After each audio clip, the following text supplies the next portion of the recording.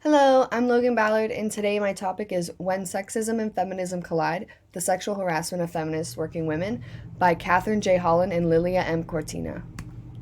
So, the main goal of the research analysis was how feminism relates to women's sexual harassment experiences in the workplace. I chose this topic because I'm a woman and I am 19, so I haven't experienced the full world yet, but I am starting to, and I'm starting to realize how big of an issue sexual harassment is today and how I have to deal with it on a daily basis. And so do all my friends and family.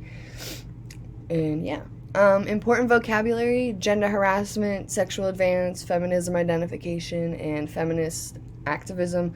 I chose those four because those were the most important and they were used quite frequently. So the background of the analysis was that they selected 424 women from the Detroit metropolitan area to take the surveys, but they were not the first initial women. They were the second group of women, because those 424 women were the ones that ended up taking the in-depth survey. And then obviously the research method used was surveys. The independent variable was the women that were surveyed. Dependent variable, the surveys, because the surveys were changed so much throughout the analysis. Three hypotheses.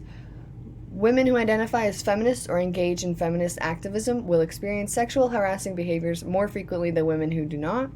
Women who identify as a feminist or engage in feminism activism will more likely to label harassing experiences sexual harassment compared to non-feminist and non-activist women.